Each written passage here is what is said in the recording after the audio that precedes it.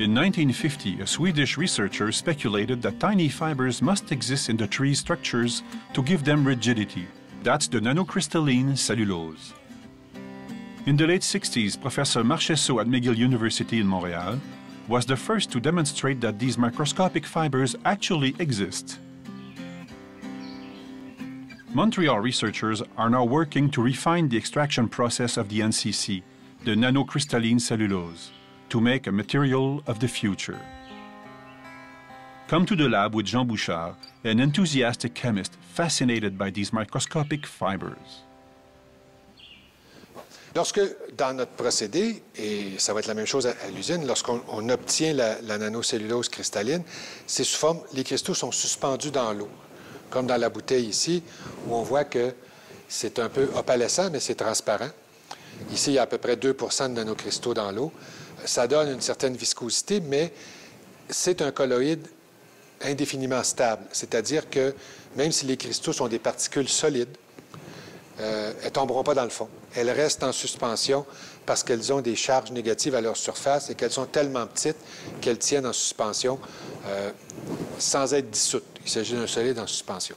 Lorsqu'on sèche ce produit-là dans le but de l'appliquer ailleurs ou dans le but de l'empacter pour le distribuer, eh bien, on obtient ces genres de poudre blanche-là qui sont un peu comme des petites lamelles, des petits cristaux très légers et qui par un procédé qu'on a découvert ici chez FP Innovation, lorsque je prends ces cristaux-là et que je les remets dans l'eau, spontanément, ils vont se disperser en cristaux individuels et je vais réobtenir la suspension telle que de départ.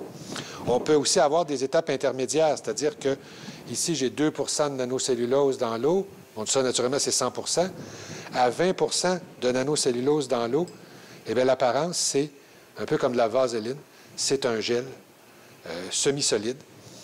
L'avantage du gel semi-solide, ici, on est à une concentration de 20 donc il y a 80 d'eau dans ce gel-là, c'est qu'on peut penser à beaucoup d'applications médicales ou chimiques dans lesquelles on introduit un produit qui peut être un médicament, une hormone, à l'intérieur du gel. Comme la nanocellulose est un composé qui ne provoque pas de réaction de dermatologie ou tout ça, si on l'a vérifié, bien, ça pourrait être un support pour les médicaments et des choses comme ça. Et il se fait des recherches au niveau universitaire sur les applications des gels de nanocellulose, tels qu'ici.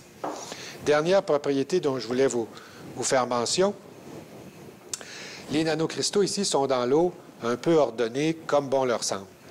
À mesure que je vais les sécher, c'est-à-dire évaporer l'eau et réduire le volume, ils vont devenir un peu comme un peu mal à l'aise les uns envers les autres et ils vont s'aligner ensemble spontanément. C'est ce qu'on appelle l'auto-assemblage. Et c'est une propriété assez unique aux nanomatériaux, comme les nanocristaux de cellulose qui ont des formes d'aiguilles. Et lorsqu'on sèche ces auto-assemblages-là, ce qu'on obtient, c'est des films presque transparents, mais qui sont iridescents. Vous pouvez voir probablement qu'en variant l'angle de vision, on change la couleur du film.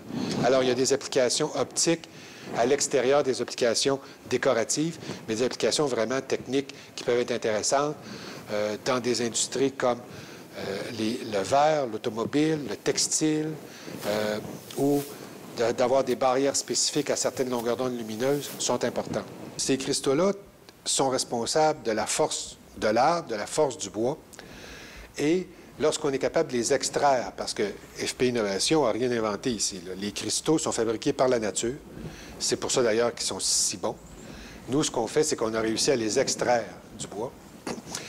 Et la force intrinsèque qu'ils portent, parce qu'ils sont plus résistants que de l'acier, si on les ajoute dans un autre produit, ça peut être un vernis, ça peut être un plastique, des peintures, des sacs d'emballage. Donc, par exemple, on peut penser à une structure de plastique qui serait 30 plus forte, avec un ajout de 1 ou 2 de nanocellulose. Si elle est 30 plus forte, pour la fonction qu'on veut lui faire assumer, ça veut dire qu'on peut en réduire le poids de 30 et obtenir le même rendement. Donc là, on a déplacé une partie de plastique produit à partir du pétrole, qui est un produit non renouvelable, par une substance qui est renouvelable. Et en plus, on a une baisse de poids, Ce qui veut dire que, par exemple, dans l'industrie automobile, dans l'industrie de l'aéronautique, où la diminution du poids des véhicules ou des avions est extrêmement importante, eh bien là, on remplit notre mission.